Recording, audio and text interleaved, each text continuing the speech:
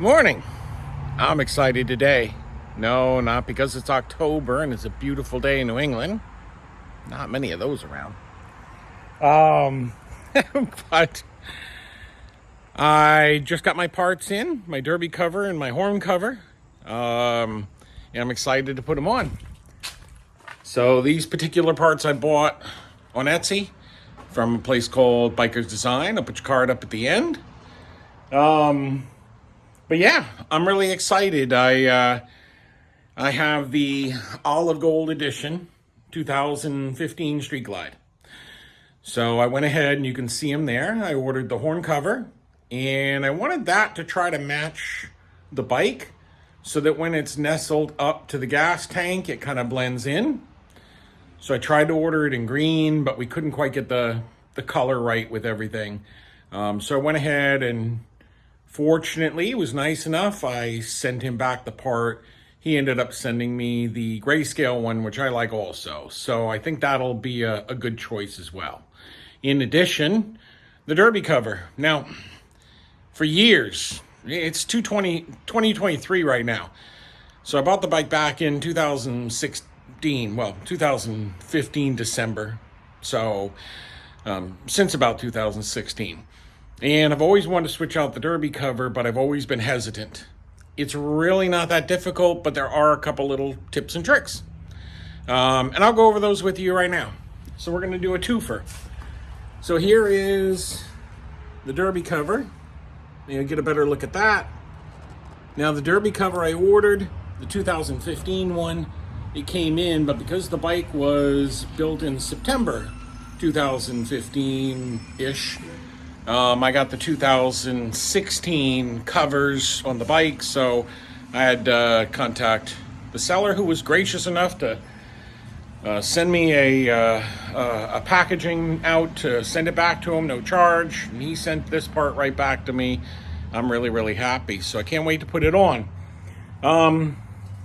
First word of caution, because I don't know at what skill level everybody's at, but when you're parking your motorcycle, I don't know if you know this, but if you turn the wheels to the left, that's kind of a traditional parking, puts it over on the side stand, everything's fine.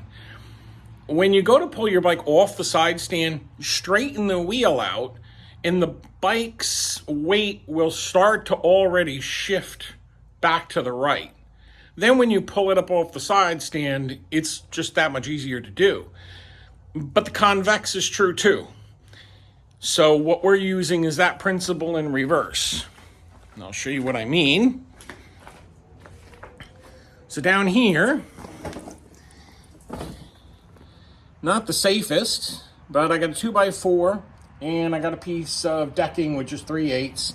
And that pretty much sets the bike up at a good straight up and down angle for the most part. But to keep the bike from tipping over, I turn the front tire to the left, which helps to shift all the weight to the left. So that helps keep it from going over. Just being mindful that the bike is tip worthy and not to sit there and hammer on this side. It should be fine. I would recommend a wheel chock, but as you may or may not be able to tell from my camera angle, my garage floor is asphalt, so I can't really bolt it in unless I bolt it to a piece of wood, then park the bike on the piece of wood, and that's a pain in the butt. I was thinking about a jack stand to work on the bike, but again, with the asphalt, the little tiny wheel's just going to sink in there unless I put it up on a board. And now I'm confined to a 4x6 area to move the bike around, and that's kind of where I'm at now. So this seemed like the low-tech, one-time, yeah, I'm going to do this approach. So, I've already taken off the horn because we sent the horn in, and basically he reworked it for me and then brought it back. So the horn cover is all disconnected. I'll show you how to hook that up.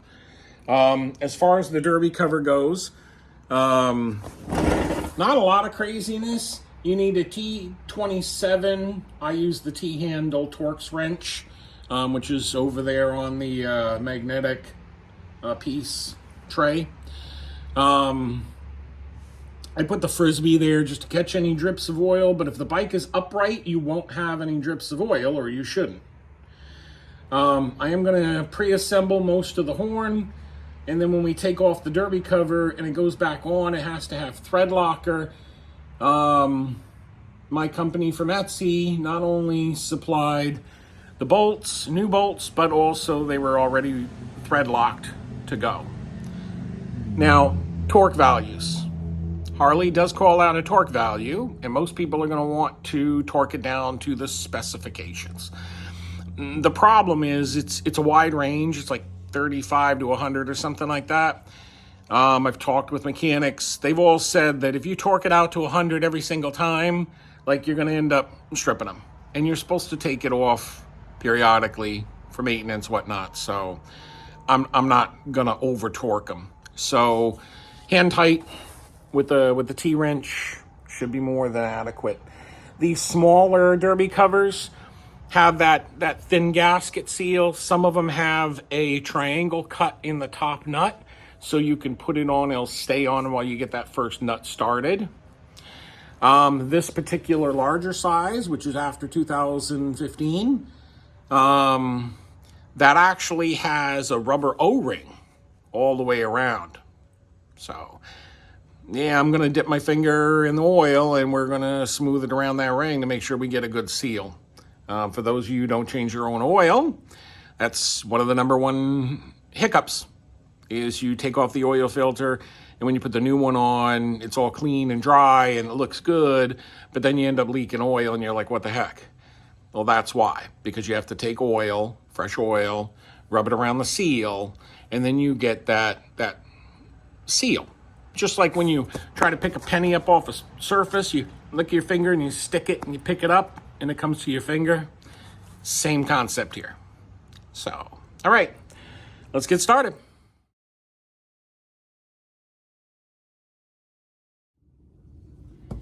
All right, welcome to my workbench. It's probably not the neatest in the world, but it works, and it's better than what I had. All righty, so we're gonna hold these aside. All right, these are the thread locked things for the derby cover. This is all the stuff I had to take off ahead of time. We're gonna do it in reverse process to put it back together, so bear with me. So first things first, the back side of the horn cover. You've got your little brackets. So what we're gonna do is we're gonna take these cool little clips, okay, and we're gonna put them on.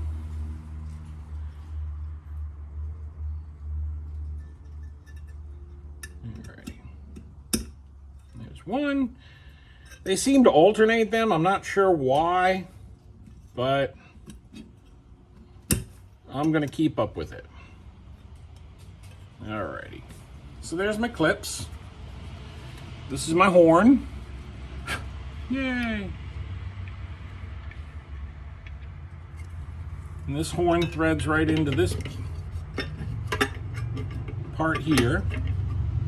We're gonna just do this finger tight for the moment. There's no washer, so don't sweat it.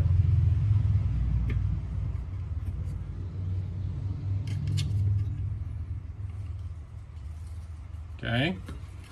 I try to align the pins straight down. This is what your wires are going to go on. And then using a 10 millimeter, I use a deep socket. It's easier, but you can use a regular 10 millimeter socket. I just can tighten it. Okay. So with the clips, which are ready to attach it to the bike, we're going to put this on. Now this goes on this way. So I'm going to attach the bottom one first. There's a reason. Okay. And then the top one, we're going to put this little retaining piece. It's soft metal, so it plies out of the way, but it helps to hold the horn wiring in place.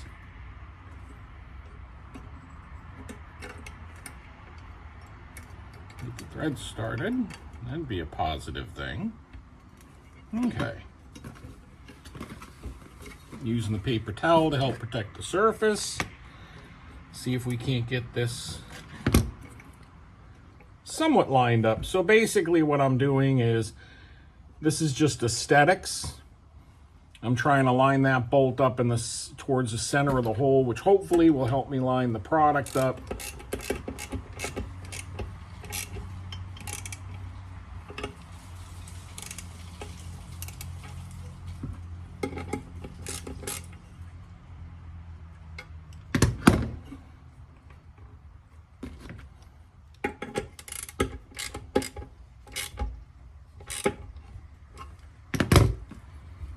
Alrighty, let's go on to the next step. I'm gonna put it on the bike. Ta-da! All right, now to the business end. So when I took the nut off and the washer, I put it back on the mount. This really isn't rocket science. There's a red shorter and a black longer. The red shorter goes closest to the bike. Okay, and the black longer goes further from the bike. Now you're like, well, what if I hold it in a different way? Well, when it's up this way and you take it off, it's going to want to fall this way because of this. Because this is going to be connected, which we're connecting. Now, it's that easy. Okay? So now I'm going to undo this nut. You're like, oh my God, you're banging it up against the bike. Okay, this isn't a museum piece. We are creating a bike that's going to be ridden. So,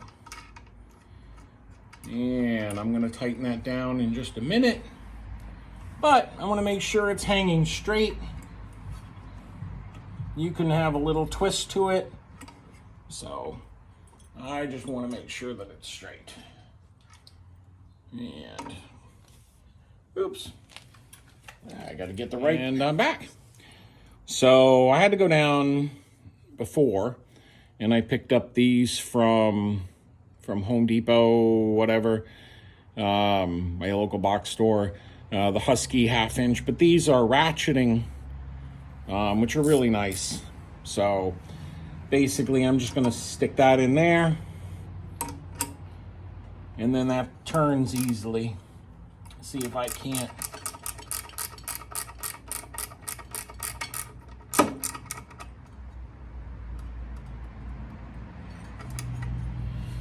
Awesome jawsome. That's all there is to it. To take it off initially, you undo the nut, open up that little rubber-coated piece to hold the wiring, pull the two little tabs out, and then reverse the process. You're going to go ahead and unscrew the horn, the bracket from the horn, and then the horn from the horn cover. Just keep track of all the pieces. All right. All right, so this is what I bought at Harbor Freight. It was a package of star wrenches. Torx would be a better name for it. Torx 27 is what you're looking for. I bought the package that had that. These are the nuts. I usually try to loosen a couple. I went ahead and I put the Frisbee under here. You probably want something a little bit more friendly, but I don't play Frisbee, and last cookout, a bunch of people left it, so their trash is my treasure. So, all right, we're gonna go ahead, pull this off.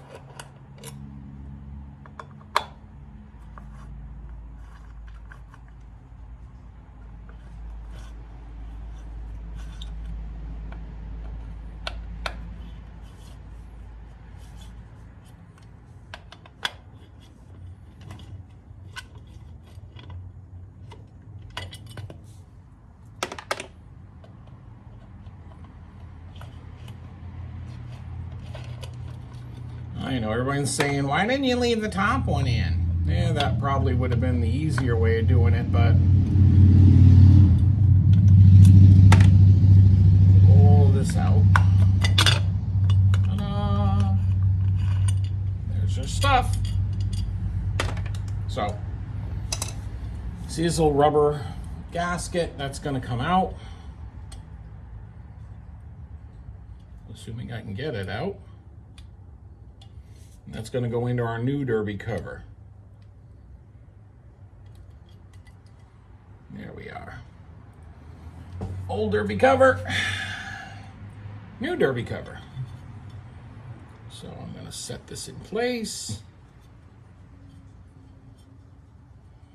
Look at that. Like a glove. I'm going to take one of the thread-locked new bolts. We're going to get a good starting nut up on top.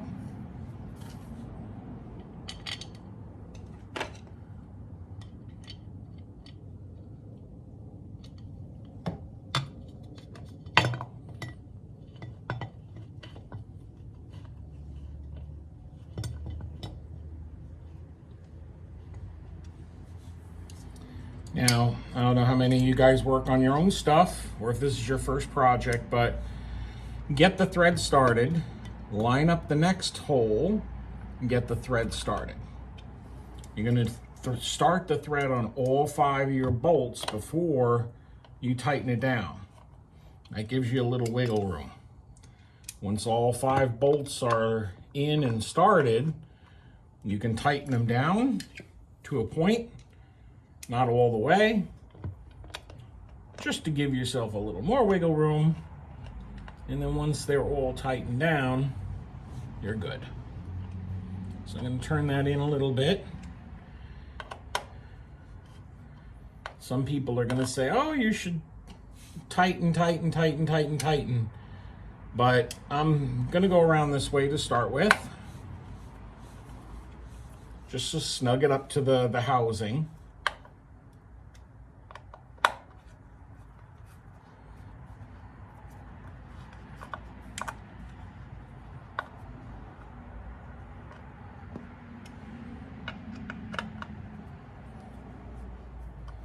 That's all 5 of them.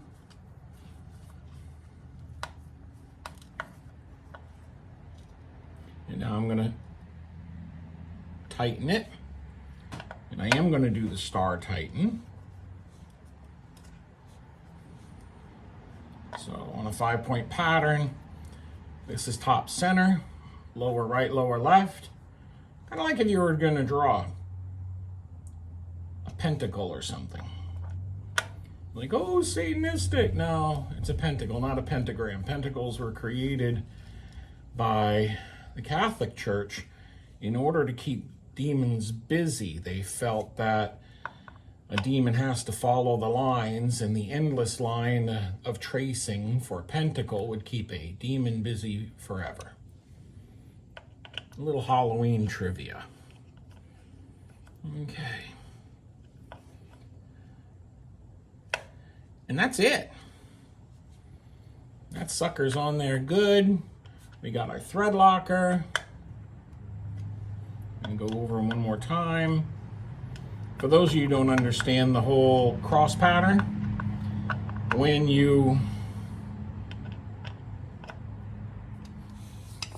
have a ring and you tighten one end down and then another and another and another, then this last end gets a little wonky and might not seal properly. The star pattern pulls this in snug, then the bottom snug, and then one side, then the other side. This is the concept.